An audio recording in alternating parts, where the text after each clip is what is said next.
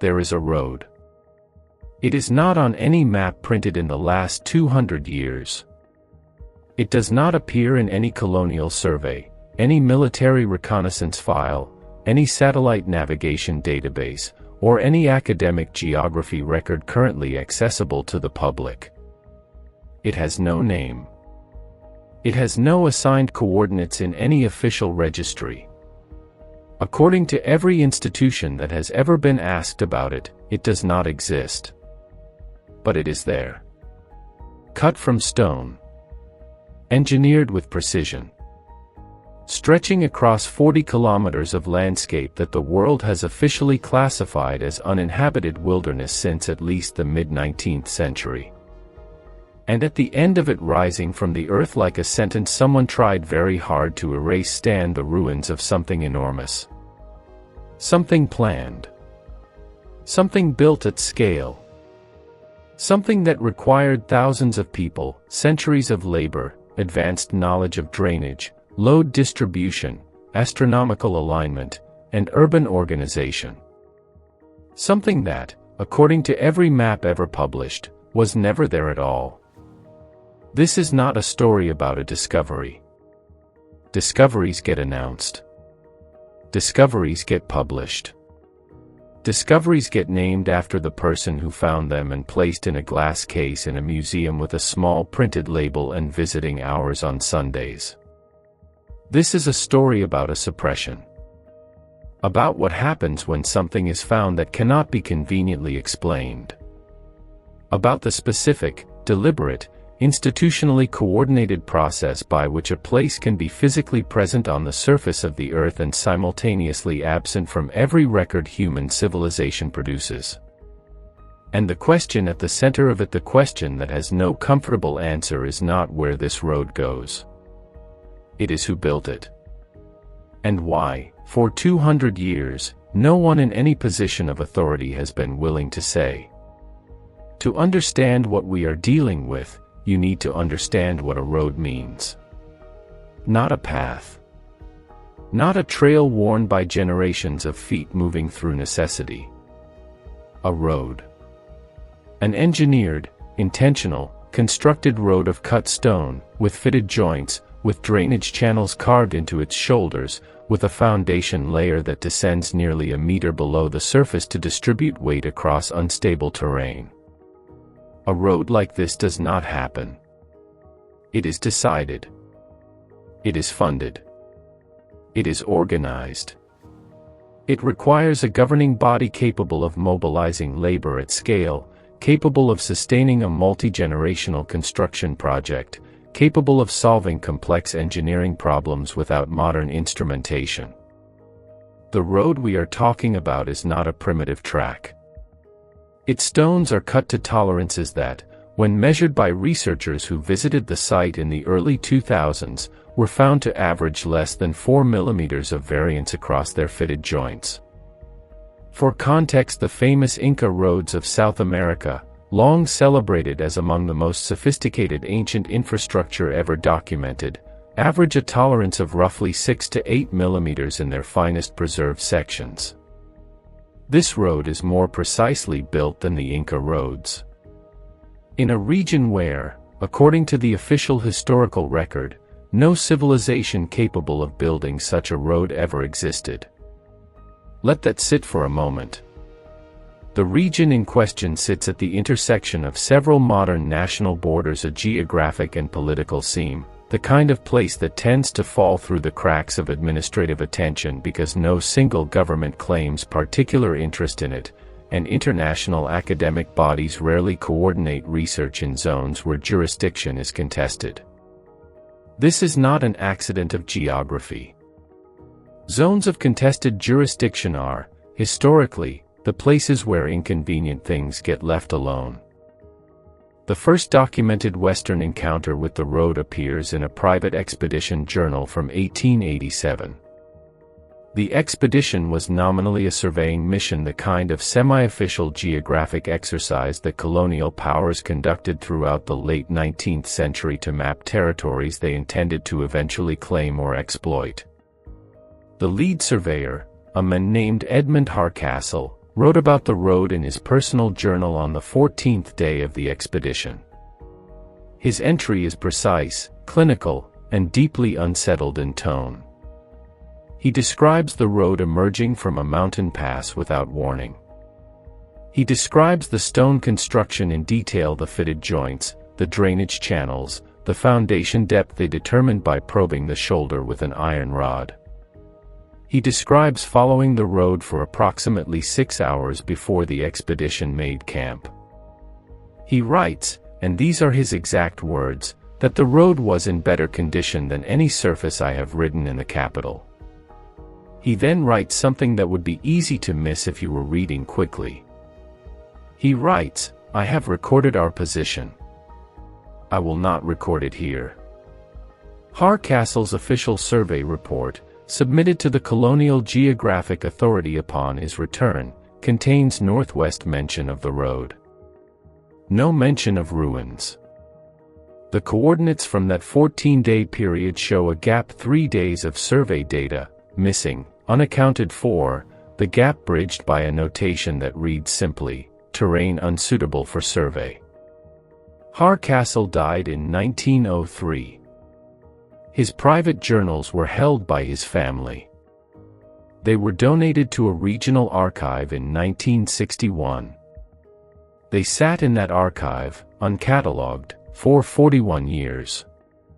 A researcher found the road entry in 2002. When she attempted to cross-reference it with the official colonial survey records, she found that the records for that specific expedition had been reclassified.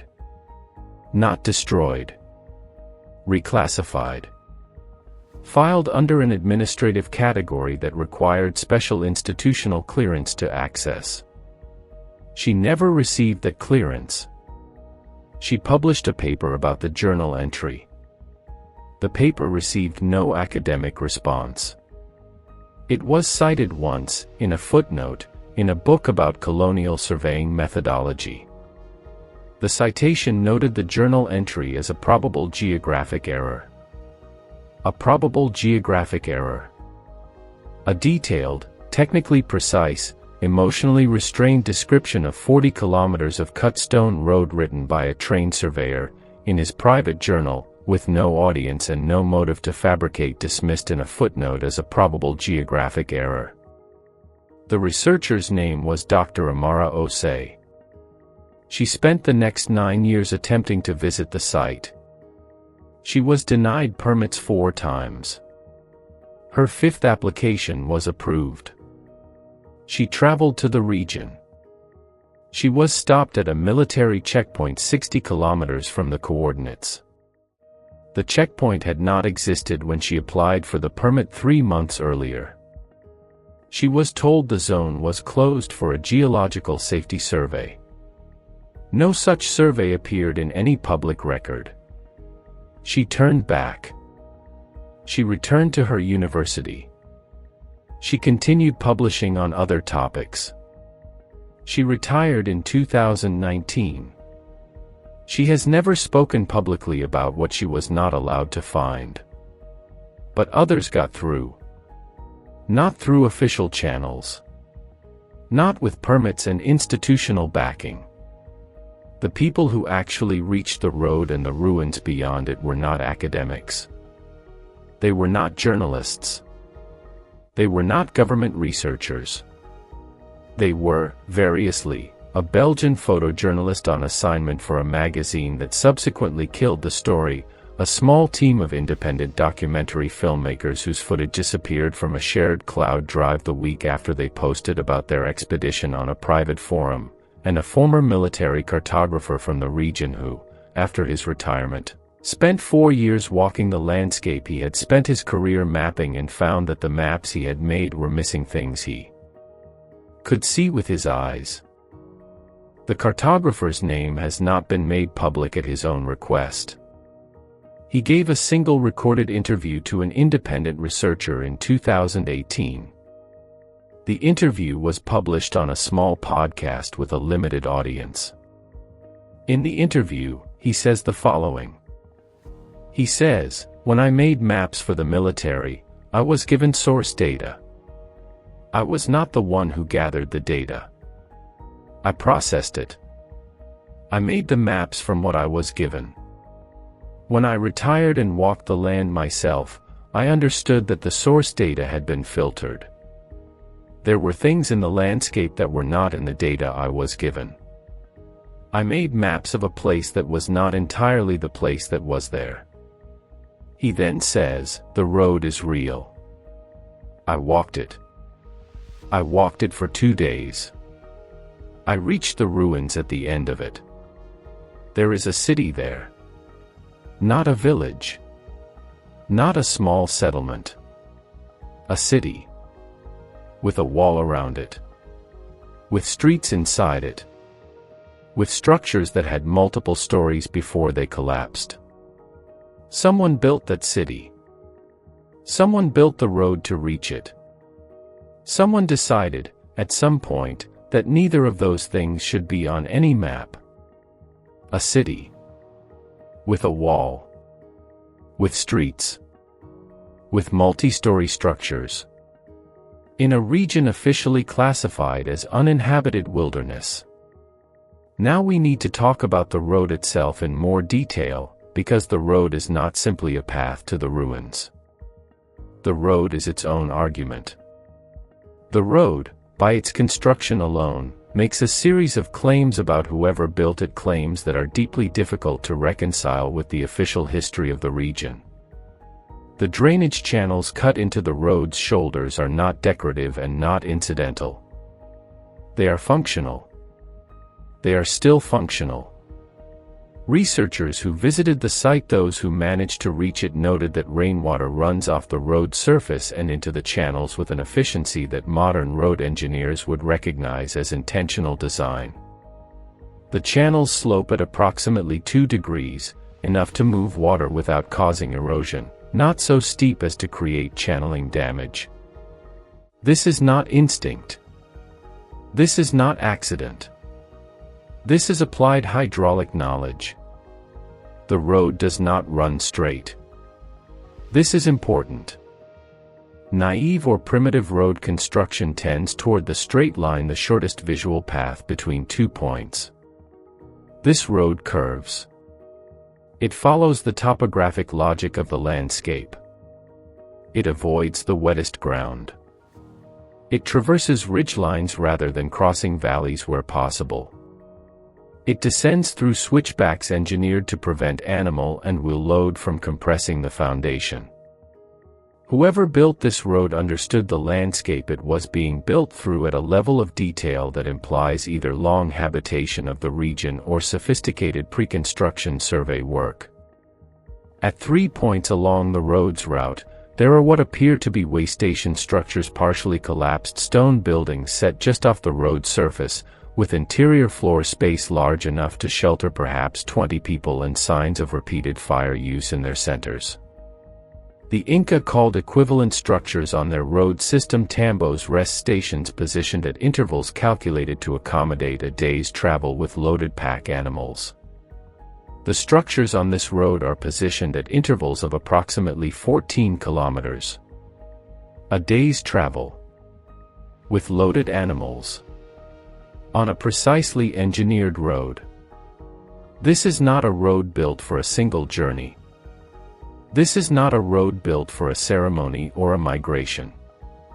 This is a road built for regular, sustained, commercial or administrative use. It is infrastructure. It is the infrastructure of a functioning civilization. And at the end of it is the city. The city, from what can be pieced together from the accounts of those who reached it, occupies an elevated plateau roughly 3 kilometers in diameter. It is enclosed by a perimeter wall of cut stone that, in its surviving sections, stands between 4 and 7 meters in height. The wall shows evidence of having been significantly taller. The upper courses have collapsed outward, suggesting catastrophic failure, possibly seismic, possibly military, possibly both. Inside the wall, the streets form a grid. Not a perfect grid. The grid adapts to the terrain of the plateau, making organic adjustments at its edges, but a clearly planned, Clearly executed urban layout. The street surfaces match the road surface. Same stone. Same cutting technique. Same drainage logic applied at smaller scale in the urban gutters. The structures along the streets vary in scale. There are small single-room buildings that may have been residential. There are larger multi-room complexes with interior courtyards that may have been administrative or commercial. There is, at the approximate center of the plateau, a single large structure on an elevated foundation that every person who has described the ruins independently identifies as something like a civic or ceremonial center, a place of gathering, of authority, of collective significance. One of the documentary filmmakers, before his footage disappeared, posted a brief written description of this central structure on the private forum where his expedition updates had been shared. He wrote, "The building at the center is not a temple in any sense I recognize. It is too practical. The proportions are civic. It feels like, and I know this sounds odd, it feels like a building where decisions were made. A hall. A council chamber. Something governmental. A governmental building. At the center of a planned city. At the end of a precision-engineered road. In a region with no government, according to the official record. Who were the people who made these decisions? Who sat in that hall? Who walked that road with loaded animals between the way stations? Who designed the drainage channels and calculated the switchback angles and cut the stones to 4mm tolerances? We don't know. We don't know because no one has been permitted to conduct the kind of sustained, systematic archaeological investigation that might begin to answer those questions. No excavation permit has been granted for the site. No academic institution has been allowed to survey it formally. No carbon dating has been performed on organic material from the waystation fire sites. No epigrapher has been allowed to record and analyze whatever carved inscriptions the ruins may contain. The site has been seen by perhaps a dozen people in the last century and a half. It has been recorded by almost none of them in any form that survived. And the gap between what those few witnesses describe and what any official record acknowledges is not a gap of interpretation or emphasis or scholarly disagreement. It is a gap of existence. This is where the story shifts. Because up to this point, you might be thinking about this as a story of negligence, a remote and difficult site that has simply been overlooked, under-resourced, deprioritized in favor of more accessible historical puzzles. That explanation has a certain comfort to it. It suggests that the gap between physical reality and official record is the result of bureaucratic inattention rather than deliberate choice. But the evidence does not support the negligence hypothesis. The reclassification of Hardcastle's survey records was not negligence. Reclassification is an active administrative decision.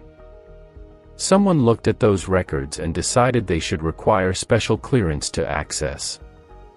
That decision was made by a specific person in a specific office on a specific date. The decision was implemented. The implementation was sustained for decades. The permit denials received by Dr. Osei were not negligence. Permit systems require applications, reviews, decisions. Someone reviewed her application 4 times and 4 times made the decision to deny it. When her 5th application was approved, someone built a military checkpoint 60 kilometers from the site. Checkpoints do not appear spontaneously. They are ordered, staffed, and sustained by institutional decision. The disappearance of the documentary filmmaker's footage from a shared cloud drive is not negligence. Cloud storage does not spontaneously lose specific files. Access is logged. Deletion is an action. Someone performed that action. These are not oversights. These are interventions. Small, quiet, deniable, but interventions nonetheless. The kind of interventions that happen when someone, somewhere, in some institution with the necessary access and authority, has made a decision that this particular thing should remain unknown. The question of motive, the question of who benefits from a city not existing on any map, is where this story becomes genuinely disturbing. Because the answer is not simple. It is not a single bad actor with an obvious agenda. The suppression of this site, if that is what it is, spans at least 140 years. It spans the end of one colonial era, the emergence of nation-states, 2 world wars, the Cold War cartographic competition, and the digital satellite age. No individual conspiracy sustains itself across that span. What sustains itself across that span is institutional interest. Consider what the existence of this city implies for the official historical record of the region. The official record says this area was never home to a civilization capable of urban construction. If the city is real and the testimony of everyone who has seen it suggests it is, then the official record is wrong. Not wrong about a detail. Wrong about a civilization. Wrong about an entire chapter of human history in this part of the world. And wrong in a way that has consequences. Territorial consequences. Legal consequences. Consequences for land rights, for national identity narratives, for the historical legitimacy of current political arrangements. If a civilization existed here before the histories that current power structures are built on, then the question of what that civilization built, who its descendants are, and what claims those descendants might make on the basis of prior occupation, those questions do not have comfortable answers. Erasing the map is not simply about hiding something interesting. It is about preventing a renegotiation of something foundational. There is a pattern here that extends beyond this single site. Across the world, in regions defined by contested political jurisdiction, colonial history, indigenous land rights disputes, or strategic resource interests, there is a consistent and recurring phenomenon. Sites of significant ancient construction, roads, cities, water systems, ritual complexes appear in the accounts of early explorers, in the private journals of surveyors, in the oral histories of local communities, in the records of missionaries and merchants, and then disappear from the formal record at the precise moment when the formal record begins to serve institutional interests. The blank zones on colonial maps are not random. They cluster around specific types of terrain, junctions of political authority, areas of resource value, territories whose indigenous occupation was politically inconvenient to acknowledge. The blankness is not the absence of knowledge. It is the active removal of knowledge that had already been acquired. And the knowledge, once removed from the map, does not disappear from the ground. The road is still there. The stones are still fitted to their 4mm tolerances. The drainage channels still carry the rain off the surface with the efficiency that some engineer, centuries or millennia ago, designed them to carry. The city is still on its plateau. The wall still stands in sections. The streets still form their adaptive grid. The civic hall at the center is still proportioned like a place where decisions were made. The road leads somewhere. It has always led somewhere. The fact that no map shows the destination does not change the destination. It only changes who is permitted to know about it.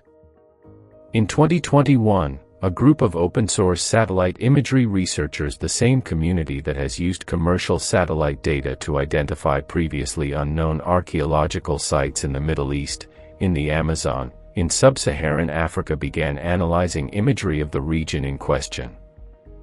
They were not specifically looking for the road or the ruins. They were conducting a general survey of the region using multispectral imagery analysis techniques that can reveal vegetation anomalies and subsurface structural patterns invisible to conventional photography. they found the road. From space. In the vegetation data, the road appears as a linear anomaly, a corridor of slightly different plant growth reflecting the different soil composition of the engineered foundation below. The road runs exactly where Hardcastle's journal, written in 1887, said it ran. It terminates at the plateau. The plateau shows a geometric heat signature in thermal imaging, the signature of dense buried stonework retaining and releasing heat at a different rate than the surrounding soil.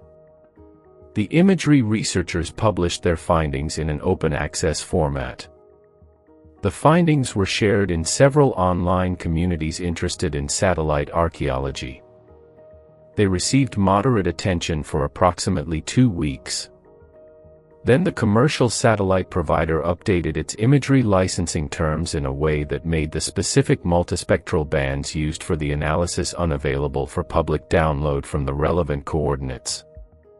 A licensing update applied to a specific set of coordinates in a region that no official body acknowledges contains anything of significance. The researchers still have their analysis data. The road is in it. The plateau is in it. The thermal signature of buried stone is in it. They have published it. The publication is findable. The data is real. And still, on every map you can pull up on any device you carry in your pocket, the road is not there. The plateau is blank. The city does not exist. Here is what we know. We know the road exists because multiple independent witnesses across 140 years, with no connection to each other and no shared motive for fabrication, have described it in consistent physical detail. We know the city exists because those same witnesses, independently, describe the same features: the wall, the grid, the way stations, the central civic structure in terms that cohere rather than contradict. We know the road and city have been systematically excluded from the official record because the evidence of active administrative intervention, reclassification, permit denial, checkpoint deployment, licensing restriction is not ambiguous. These are not accidents. What we do not know, what we cannot know from this distance, with this access, against this level of institutional resistance, is the full answer to the question that the road itself poses. Who built it? When? Why does their existence threaten someone enough, even now, to maintain the silence? Those questions do not have available answers. They have suppressed answers. And there is a difference. A question without an answer is a mystery. A question with a suppressed answer is something else entirely. It is a choice. Someone, or some institution, or some layered arrangement of institutions across time, has chosen that you should not know what is at the end of that road. The road doesn't care about that choice. It continues to exist. The stones continue to fit to their tolerances. The drainage channels continue to do their work. The city continues to sit on its plateau, its walls holding where they can, its streets following the grid its planners designed, its civic hall standing at the center, still proportioned, still practical, still feeling like a place where decisions were made. It was built by people who had names. People who had a language, a government, a set of beliefs about the world sufficient to organize thousands of others into a sustained act of collective construction. People who knew this landscape well enough to engineer a road through it that still functions today. People who built a city intended to last. It lasted. They didn't. Or rather, they didn't in any form the official record is willing to acknowledge. But the road they built outlasted every map that tried to erase it. And at the end of the road, the city waits. Silent. Unmapped. Undeniable. The ground remembers what the record forgot. There is a road. And someone built it. And somewhere, in a reclassified file, in an inaccessible archive, behind a military checkpoint on a road that doesn't exist to reach a city that was never there. The answer to who they were is waiting, precisely fitted into place, to tolerances that time has not been able to erode. If you found this investigation worth staying with, share it with someone who still trusts the official map. History is not always what was recorded. Sometimes it is what was deliberately unrecorded. And the difference between those two things is the difference between the world we are shown and the world that is actually there.